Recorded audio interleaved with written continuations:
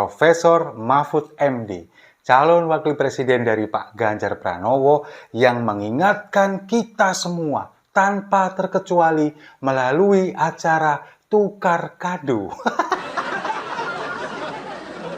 Jadi teringat apa yang disampaikan oleh almarhum Gus Dur pada waktu itu. Mahfud MD adalah peluru yang tak terkendali.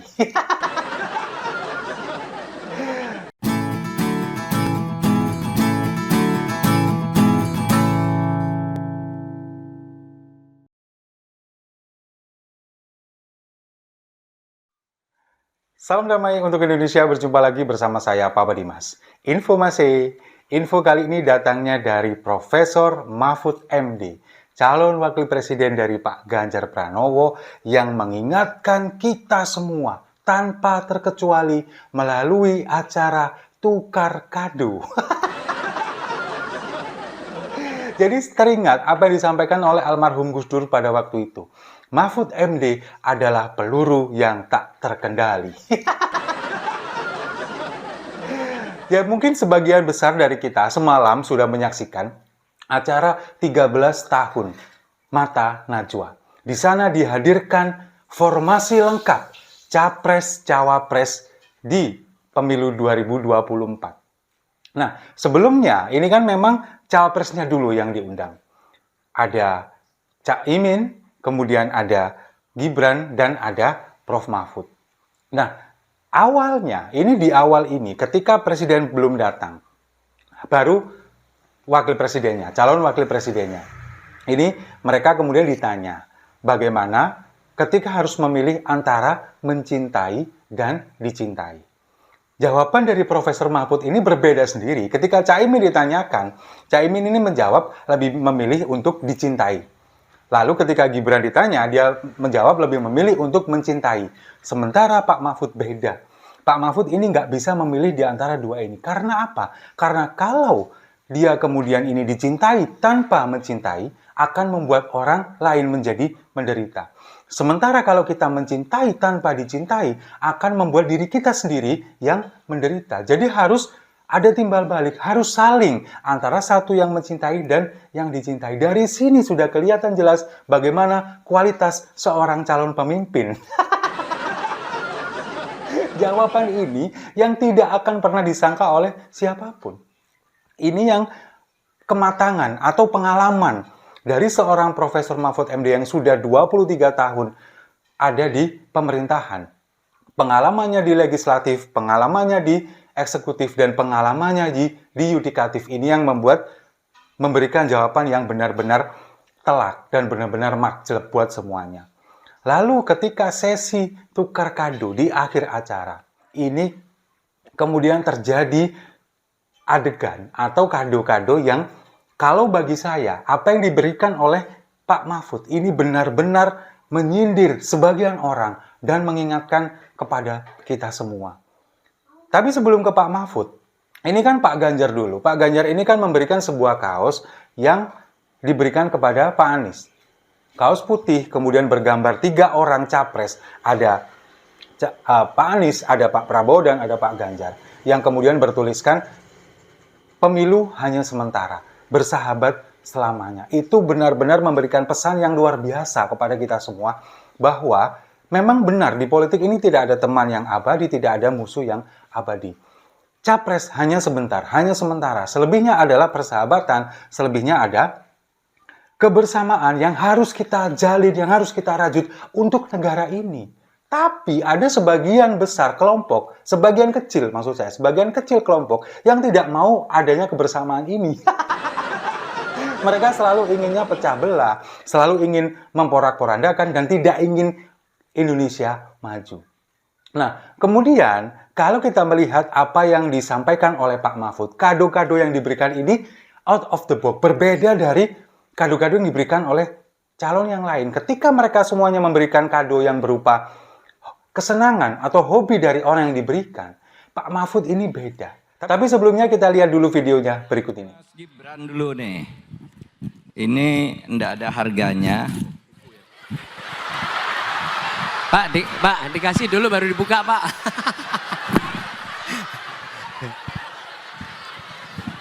Pak, ini buku biografi saya sampai selesai jadi ketua MK.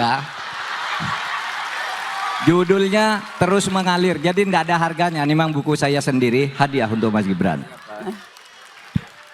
Selamat. Hadiah untuk barang yang harganya hanya Rp60.000.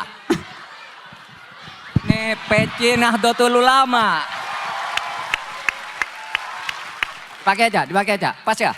Nah, bawalah terus ajaran Aswaja Nahdlatul Ulama. Ada replika orang naik tangga. Ini pesan kepada Mbak Najwa bahwa melangkah ke puncak itu harus melalui satu tangga per satu tangga. Dan Anda akan berhasil nanti mencapai puncak. Amin. Terima kasih Pak Mahfud. Terima kasih banyak. Nah, meskipun ini sebetulnya ditujukan kepada seseorang, sindiran makjleb, sindiran telak kepada seseorang, tapi kalau saya menangkapnya, ini adalah bukan hanya sekedar sindiran, tapi adalah mengingatkan kepada kita semua. Yang pertama, kado buku kepada Gibran. Buku biografi Pak Mahfud yang berjudul Terus Mengalir, yang menceritakan biografinya beliau sampai menjadi terakhir menjabat sebagai Ketua Mahkamah Konstitusi. Ini ingin menegaskan, ingin memberikan pesan kepada kita semua bahwa seorang hakim, apalagi Ketua Mahkamah Konstitusi, ini harus benar-benar taat kepada hukum, harus tegak lurus untuk menegakkan hukum seadil-adilnya. Ini pesan yang ingin disampaikan kepada Profesor Mahfud, bahwa dia adalah seorang pendekar hukum yang bukan memang kaleng-kaleng. Sebutan ini tidak mengada-ada, tidak semerta-merta diberikan kepada Profesor Mahfud, karena beliau memang orang yang tegak lurus terhadap hukum. Bagaimana sepak terjang beliau dulu ketika menjabat sebagai Ketua MK. Bagaimana hukum itu ditegakkan, bagaimana hukum tidak boleh dicampur adukan dengan kepentingan, bagaimana hukum ini kemudian tidak boleh dirubah seenaknya untuk golongan atau kepentingan orang tertentu, golongan tertentu. Itu yang tidak terjadi sekarang. Kita tahu sendiri bagaimana Mahkamah Konstitusi sekarang, bahkan Ketua Mahkamah Konstitusinya akhirnya diberhentikan karena ada konflik of interest, konflik kepentingan yang menyangkut masalah keluarganya, kepentingan keluarganya. Itu yang ingin disampaikan kepada masyarakat umumnya, seluruh masyarakat Indonesia, dan khususnya kepada yang diberikan buku itu. Khususnya kepada Gibran, karena memang yang ada sangkut pautnya dengan Mahkamah Konstitusi. Kita semuanya tahu lah, nggak perlu kita bahas lagi berulang-ulang, ya kan? Lalu kemudian kepada Caimin, sebuah songkok atau peci yang bergambarkan logo dari Nahdlatul Ulama. Kemudian dia merangkul Caimin, mengatakan, menitip pesan, terus bawa, terus terapkan prinsip-prinsip Aswaja, Ahlus Sunnah wal Jamaah, Nahdlatul Ulama dalam segala macam jenis kehidupan. Ini ingin menyiratkan, ingin memberikan pesan kepada Caimin bahwa Anda ini dilahirkan oleh Nahdlatul Ulama. Kembalilah ke semangat Aswaja, Ahlus Sunnah wal Jamaah. Bagaimana NU ini selalu mengedepankan membela negara dari kepentingan kelompoknya, daripada kepentingan golongan. Membela negara adalah bagian dari iman. Jalalwatul minal iman, itu yang ada di Nahdlatul Ulama. Itu yang ingin disampaikan kepada Caimin, juga kepada seluruh masyarakat, terutama kepada kader-kader dari Nahdlatul Ulama.